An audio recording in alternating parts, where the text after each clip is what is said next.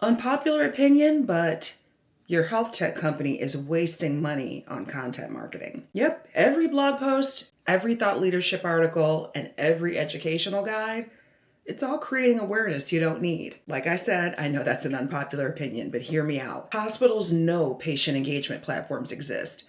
But when your sales rep talks to a chief medical officer, they can't explain why your platform won't create more work for their already very overwhelmed, underpaid staff. And that's because you need a completely different kind of writer. Your health tech marketing team needs a sales enablement writer, not just a content writer. If you're a health tech founder, a chief revenue officer, or a customer success leader who's struggling with low demo to close rates, provider resistance, or sales cycles that drag on forever, then this video is for you. I'm going to show you the difference between content writers who create educational blog posts and sales enablement writers who create conversion assets, and a framework to audit whether your content is actually supporting your sales or just creating noise. By the end, you'll know exactly what type of writer that your team needs to hire next, and what exact content assets they should be creating first. Let's go.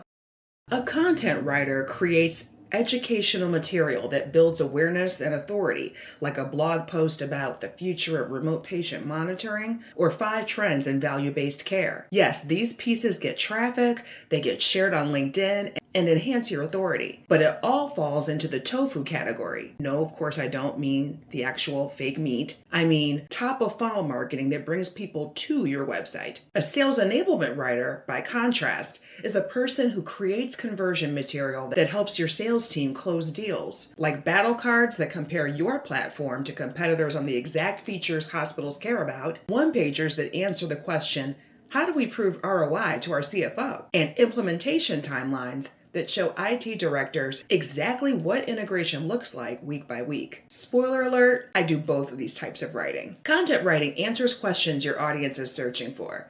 Sales enablement writing answers questions that your audience asks in the sales call and handles their objections. These are questions they don't even know that they have until they're about 60 days into evaluating your platform. You can have 1,000 blog posts and still lose deals because the content that ranks online is not the same content that gets contracts signed. Let me show you 3 side-by-side examples of what a content writer does compared to a sales enablement. Say your content writer creates a blog post titled 5 Ways to Improve Patient Engagement in 2026. It's well written, it's 1,500 words, it ranks on Google and ChatGPT and wherever else you want to be found, and it gets shared on LinkedIn as well. That's all great for brand awareness, no doubt. But when your sales rep is sitting across from a chief medical officer who's comparing your platform to 2 competitors, that blog post is pretty much useless. Your sales enablement writer creates a battle card, which is a 2-page document with a comparison grid. On the left is your platform. On the right, competitor A, competitor B. And then the rows include the specific evaluation criteria that hospitals really use: EHR integration complexity, average implementation timeline, support response time, and patient education resources included. Then at the bottom, there's a section called If They Ask About, with pre-written responses to common competitor claims. Your sales rep can take this information and pull it out in the meeting or send it as a PDF afterward. That's the content that closes deals. Example number 2. In this scenario, say your content writer produces a case study that's titled, How a Regional Hospital Improved Patient Satisfaction with Our Platform. It's got a quote from the CMO, some statistics about engagement rates, and some photos. And it lives on your website. Again, this is great for credibility, no doubt, but for closing, not so much. Your sales enablement writer would build a customizable ROI calculator, a simple spreadsheet or a web tool where the CFO can input their current numbers like average no-show rate, cost per missed appointment, staff hours spent on manual outreach, and patient volume. The calculator will show them exactly what they'd save annually with your platform in dollars, not some vague improved satisfaction metrics. And while it's branded with your company logo, it's designed so that they can do the calculating. They input their numbers, they see their specific ROI, and suddenly it's not your claim, it's their projection. And that's content that builds urgency. Example number 3. In this scenario, let's say your content writer publishes an article called The Future of Remote Patient Monitoring, Trends to Watch. It positions your company as a thought leader, and it's great newsletter content, and it might even get picked up by a trade publication. But it does nothing to address the fear that keeps hospital administrators up at night. What if this implementation fails? Your sales enablement writer, on the other hand, unless it's the same person like me, would create a one-page implementation roadmap document. It shows you what happens in weeks 1, 2, 3, and 4, who's responsible for what, when staff training happens, when patient communication begins, what success metrics to track at each milestone. And there's even a section called Red Flags and Course Correction, which basically says, if you're not seeing X result by day 10, here's what we do next. This document will answer all the questions that your prospects have in their heads, which all lead up to, can we actually pull this off? That sales enablement content removes the friction from the buying process. By now you see what I'm talking about with these differences between these two types of writers and these different types of deliverables. Why does this distinction matter so much?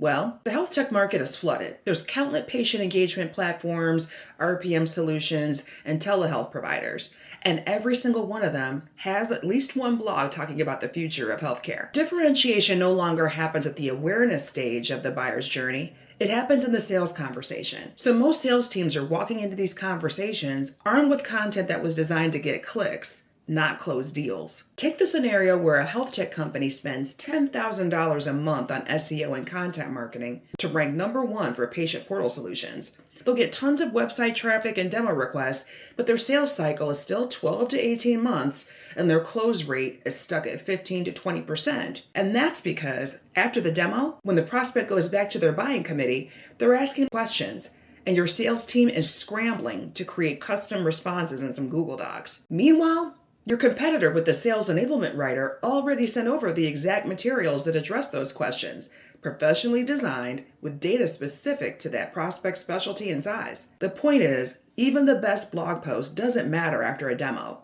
The prospect will choose the platform that makes them feel confident that they could successfully implement and prove value. And that confidence comes straight from sales enablement content. So how do you know if you have a content problem or a sales enablement problem? Use my content audit framework.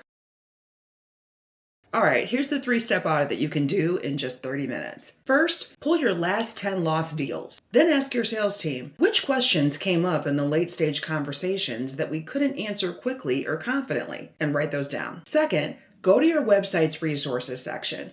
Can you find ready-made professional answers to those questions already? I'm not talking about blog posts that dance around the topic. I'm talking about actual assets that your sales team can send over within 5 minutes of a prospect asking, not something you have to go digging around trying to find. Number 3, look at your demo to close conversion rate. If it's below 25% and your sales cycle is more than 6 months, you probably have a sales enablement content gap. You're getting the attention, but you're just not converting it. Most health tech companies would fail this audit. They have 100 or more blog posts about industry trends, but way fewer documents that address implementation timelines, support burden, or ROI calculation methods. The point of this video is not to say that content marketing is worthless or that you should stop doing it. It's absolutely not what I'm saying. You still need that tofu awareness. What I'm trying to convince you of is to add a sales enablement writer who understands that their job, my job, is not to get you clicks, but to arm your sales team with the ammunition that they need to win deals. Good sales enablement content compounds over time, just like SEO, AEO, and GEO. Every piece of sales enablement content that you create should shorten your sales cycle, increase your close rate, and reduce the burden on your sales team. But unlike blog posts that take months to rank, sales enablement content drives results immediately, the moment your sales team sends it to a prospect. Your message matters, and your product can genuinely improve patient outcomes. But all of that is moot if you can't get past the objections in the sales conversation. Sales enablement content is how you do just that. So be sure to audit your existing content, identify the gaps in your sales enablement materials, and hire or train someone who understands the difference. Drop me a comment and tell me, what's the one question your sales team keeps hearing in late-stage conversations that you wish you had the answer to? Your sales enablement content should answer 3 critical questions that healthcare buyers always want to know, and that regular health tech content ignores completely. If you're wondering what those questions are, then watch this video next.